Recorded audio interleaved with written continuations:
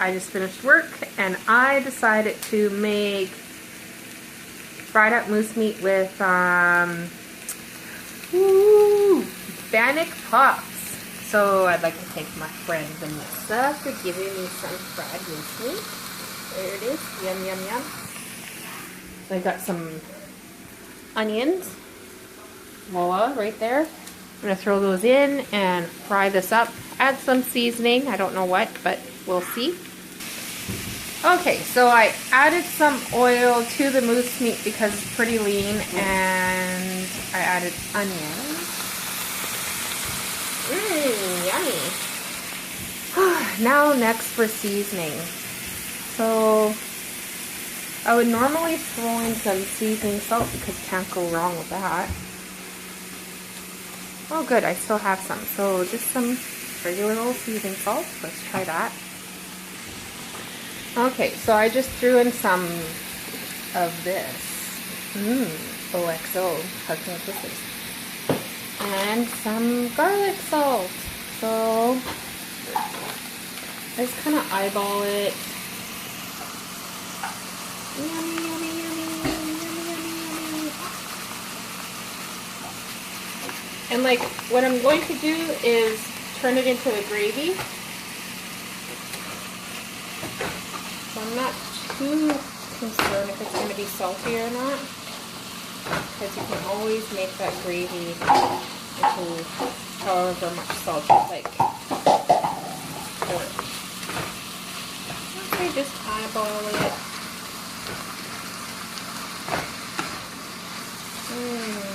It's going to turn out good. So I'm just going to continue cooking this. Make sure it's all nice and brown. I'll have a taste of it after in a little bit. I'm going to start making my potatoes. And I'll add some corn probably. And turn that into a gravy, put that all together and put that aside, and then start making my fried bread. And then making those into like pizza pops. And then frying them. And then I will have some Moosemeat pizza pops. Yummy. Okay. Okay, so I almost forgot I was recording. Look at that. And I decided to add some peas, regular old peas. And I had the great idea of adding hash browns instead of cutting potatoes, and I just thought, why not? They're already small enough, they're already cut, they're good to go. And some frozen corn. So I'm going to throw that all together, fry it up, and I'll be right back. Okay, so there's the hash browns, and I'm growing out of my pan here, so I'm going to switch pans so I have enough room to make gravy, and I'll be right back. Okay, so I switched it. That's how everything looks all put together. Okay, that's just no-name hash browns, corn, peas, and onions, and moose meat, and yeah, it's all fried up and seasoned. And the next thing I'm going to do is make like a little gravy, and then stir it on my fried bread. Hi. Okay, so I had the great idea of like washing my face and deciding if I should go with a dry. Okay, so there's no gravy in this one, and then this one I just made like a simple gravy with just cornstarch and some hugs and kisses. Mix that together and let that come to a boil. Keep stirring regularly because it'll start thickening up right away. And if it gets too thick too fast, then you just add more water. Now, either way, you know, if you want to serve this alone like that, someone will eat it. It looks great. Probably tastes wonderful. And then serve it with like fried bread. Or you can stick this nice dry stuff with some fried bread. We're going to try both. See what happens. Smells awesome though. Okay, So I finished cooking the meat, and because I don't have a lot of room in my kitchen, I have to do these lovely dishes first. And there's my helper, Elijah. Say hi. Hi. Okay, so I'm going to finish doing the dishes, making some space for this lovely, lovely food. I'll let you have a peek at it. So here's the dry. Can't really see it, and it looks like I'm shaking. Holy. And then there's the wet. Looks very delicious. And yeah, I'll be right back. Okay, so I'm going to get my bannock started, and what do I have here?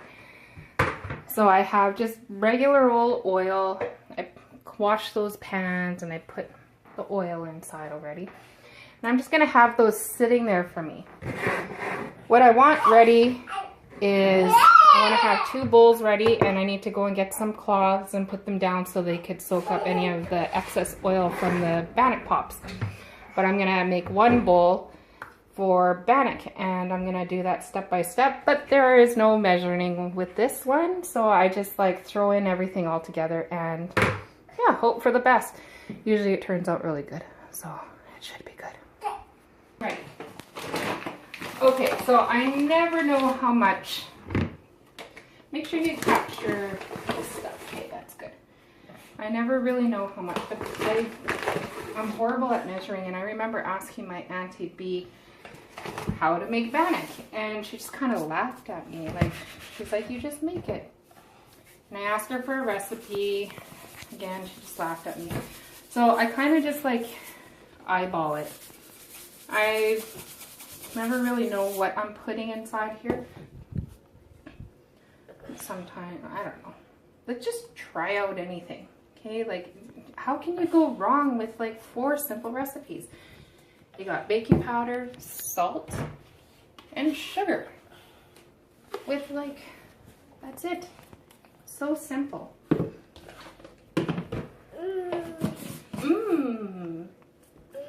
Okay.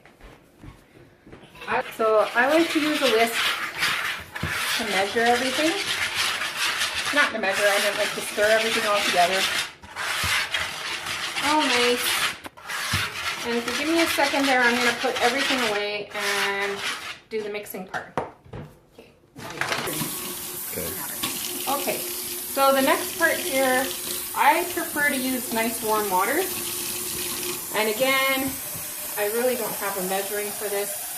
I just like to have a generous amount of water on hand. So if I need more, then I could pour in more, and I want all the water to have... Are you recording my sink? Okay. So once you have that nice warm water, it should be comfortable. Don't use a whisk. Don't use a whisk to stir this around. Otherwise, you're just going to get too much flour stuck in there. And it's annoying to get out. So voila. Some people prefer to make a nice little bowl in there. Some people use eggs. Some people use milk. From what I've learned, just keep it simple, okay? I'm just going to stir that together.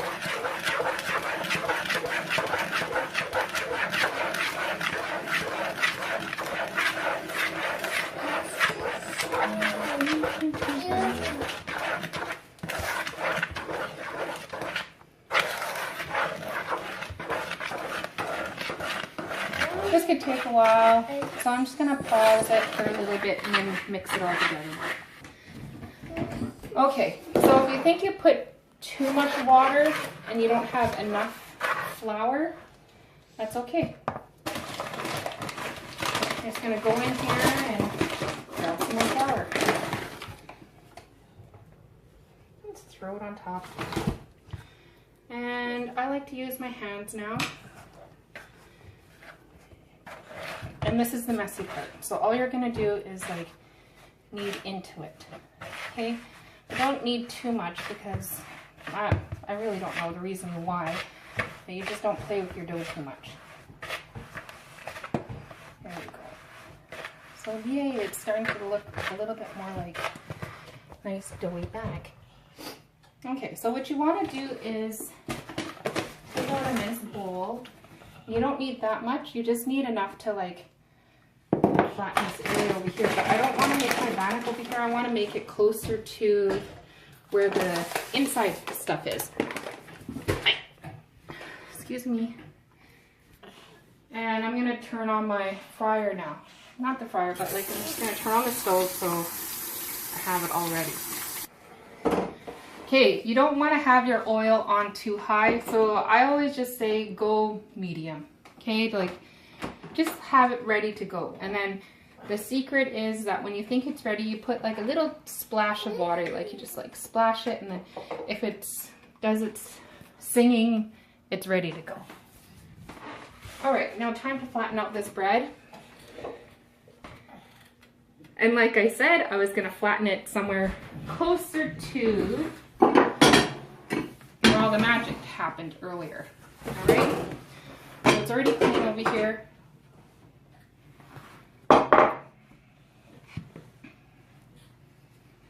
And I left my little helper over there, but he seems to be having fun at the sink.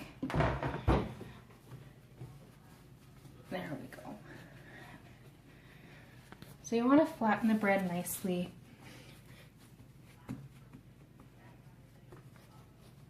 Have some nice happy thoughts going into your bread. Now if you want it nice big fat bannock, like fried bread, then don't fatten it too much.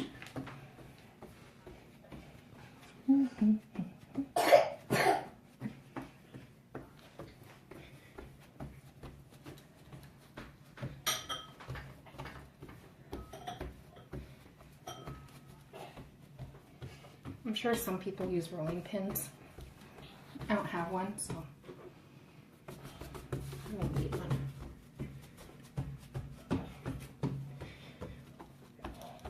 And I'll just keep going until I think it's right.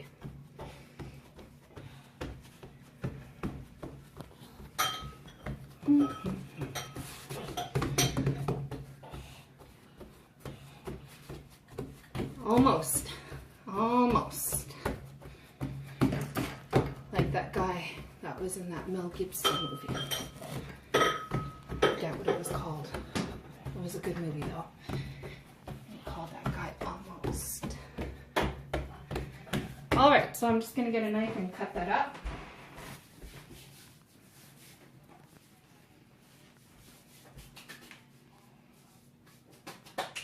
We're going to make a big mess. Oh, you can use whatever it is. Maybe, you know what? This looks like a good size. I'm going to dump this out right over here. And let's, this looks so big though. I'm going to look for something smaller.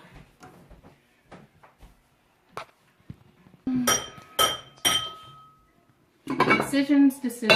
Okay, so what we're going to try is 2 different ones. Yeah, go. So what I'm going to try to do is just make a little scoop of the wet stuff. Okay. Woo! I'm kind of excited to do this, but okay. So that flour did come in handy. And maybe you want to like feel it out, spread it out, and put your mix inside. Okay, and then close it up.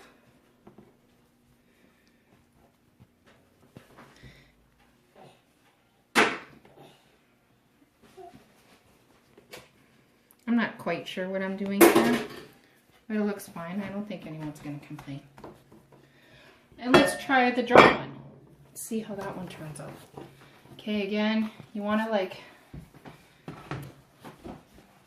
if you feel like you have too much, then just rip some off. That one felt kind of too much for me. Maybe I'll just do it over here like I did the other one. Dry stuff inside. See, with the dry stuff, it's gonna crumble all over the place, but it's still gonna be delicious. Close that up like a little pocket. Voila. And let's go check the oil, okay?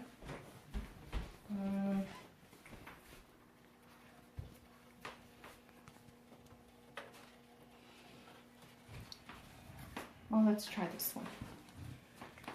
Not sure about this one. Okay, so I found that I needed to do, I test out frying pans, okay? I have a preference on the frying pan now, and I prefer the deeper one, only because like it cooks all the way around. And I found that the other one only cooked like half, and yeah, that's not safe. Not like anyone would get sick because the stuff is already cooked inside. But who wants to have like a raw, whatever these things are called, Bannock Pops? I can't wait. So I'll come back when they're done. And fork, ready to go. At the last minute, my son's like, let's put some cheese in. I was like, yes, that's an awesome idea. So that's what we did. So I'm not too sure what we're looking at here, the dry mix and the wet mix. So we're going to try them out. Are you in? Hopefully it's cooked inside. Oh, it's raw! Okay, so like I said, we can always try this again. What do I do to fix that? I have no idea. Maybe the temperature was too high. If they're all raw. Yes. Okay. Let's try this again. What if they're all raw?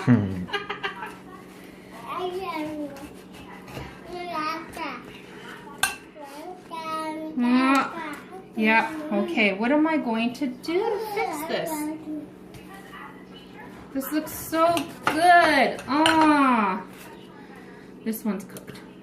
Finally, one that is cooked, and this is the dry mix.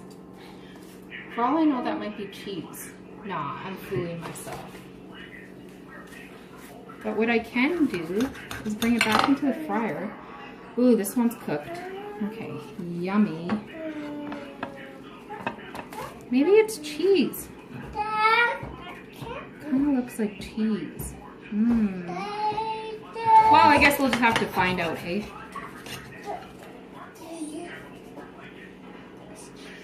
It's cheese. Look at that. Look at that. That looks like cheese, hey? Yeah, I thought you were joking.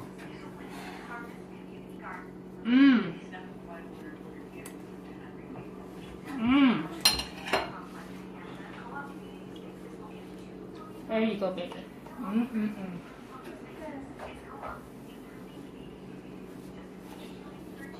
So these are gonna be fun to eat.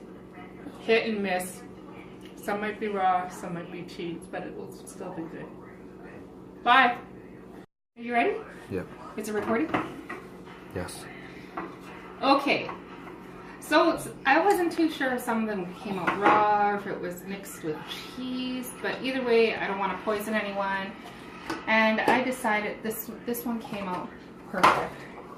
Okay, that's good. They should look nice and yummy like that. But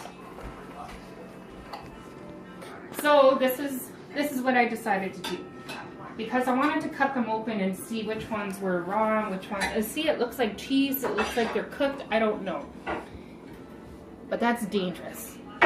So I decided I'm gonna bake them and hope for the best. Eventually, that dough is gonna turn into bannock. So just cover them up and put them in the oven. Either way, they look fantastic.